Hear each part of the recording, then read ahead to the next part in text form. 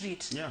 Mar mondo mi kik udhi. Mano bende ma penjo ma ji nyalo bedo ni penjo ka nuseng'eyo ni lwasi ok dhi bedo makare. Ang'o momiyo pod nudhi kuro ma nyaka sani waneno ka nitiere joma wito ngimagi, nitiere joma mwandu mag-gi okethore. Sani koro giywago lal kaachiel kod joma odong' gi hinyruok. Kata kamano mak parono gi kanyo, Arok Mheshimiwa, Mwalimu Peter Orere twak. Machiegni inya twak okinyi ma kawuono Mheshimiwa. Ang'o matimore kata ang'o manotimore kaunti ma Homa Bay, ma en kaunti ma in bende iwuoge. Nikech weche ma kamagi kwanno ka timore, joma nitiere pinje ma oko bende ka nenowa ka wan kama to wacho moyiero okonyis picha makare.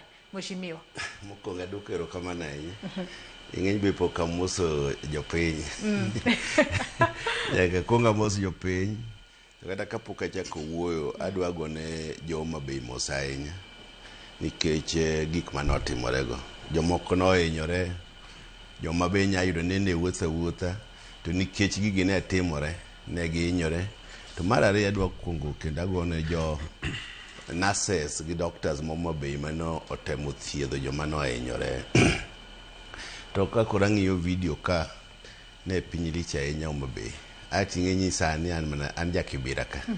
Koro gigi ne waneno me mbui katimore.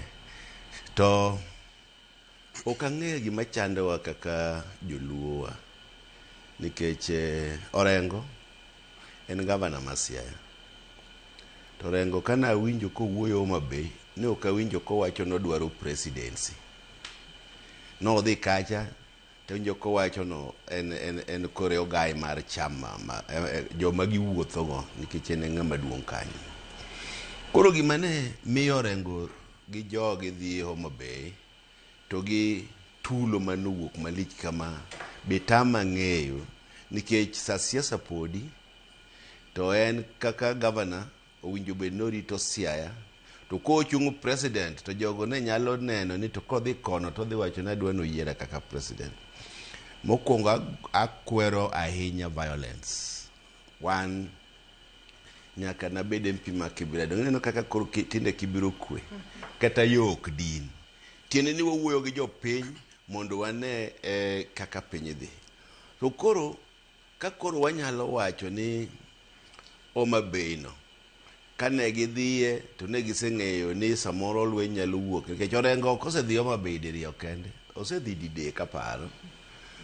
To gima rach ahinya ok ang'e gima osiepna ni owa gima rach ahinya ni kanodhi mokwongo gima nowacho dhoge kuom gavana ma Homa Bay ne ok en gima ber ahinya kendo en gima ir miyo.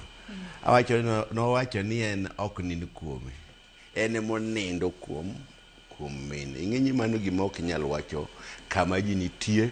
To ma be mama man gi nyithindo, man gi jaode, to man gi ji mang'eny. To en mama kendo chairman mar party maduong' ahinya e Kenya ka mar ODM. To kendo en governor. To ma governor wadgi ema wuok kore kocha. To biro koni ma wach wechego. Omiyo kaka wan joko an ng'enya hera ahinya kidhi e constituency na tibinjo winjo no Orere ni ohero mana wuoyo gi mine. Mine gin joma beyo. Un joma wabembeleza tu. To miyo be kosewacho ni en kodi to ok ochako bagre. Omiyo ng'ama dichuo ok nyal wuok nowacho weche ilago kuom ng'ama miyo. Koro apani ma be ma osebedo ka ilo jo Homa Bay ni ang'o momiyo gavana wa ma bende en mana mama achiel kende mane the whole of Southern Nyanza and Nyanza as a whole itimo negi. An da neno kawacho ni wan kaka jo Kenya we kata ni joluo wan kaka jo Kenya nyaka wawe wach mar violence.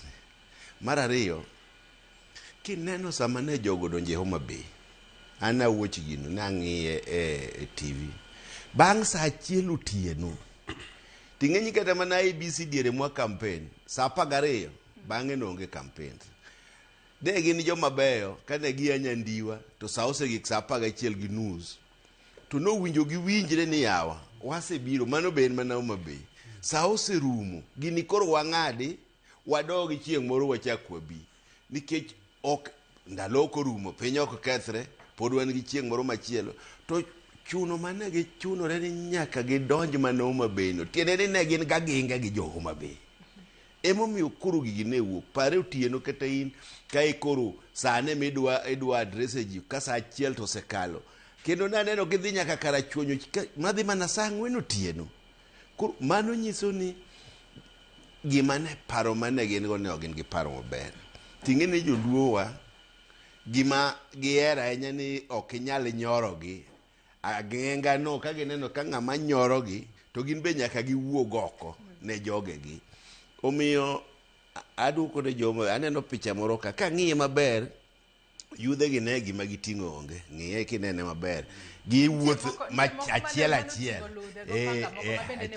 achiel achiel inyalo yudo out of 10 kata mana Oganda nitie moko magele ok gibedo mabeyo te mana pichni mabineno ka kinde makoro rakruok no to largely wan jowa samoro gima wating'o ga en kidi kata mana miyudo ka oso kidi moro e ang'ola ne ka oritorego mane Islam wating'o ga lakini Islam madongo dongo gi jowa ok ting'ga.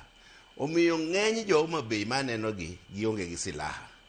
Koro tiene ni gin ne giwuok mana oko. Aneno ka nitiere jago moro moting'o panga kanyo. Mano wacho ni mago nyalo bedo, mago nyalo yudo achiel out of gine jomoko. Ting'enyi wan bende kini wuotho dala ahinya. Jodalago iyudo ka ng'ama wuok kata ka dhi bedo to tiyo go panga moro, ok mar nek to ji wuotho ga wuotha mar serruok. Inya yudo ka achiel kuom jomoko oting'o panga. To gini ne wanyalo avoid. Kanu waseyudo ka piny tek kata mana the late Raila Odinga kanu winjo ni piny tek kamoro. Nogomu.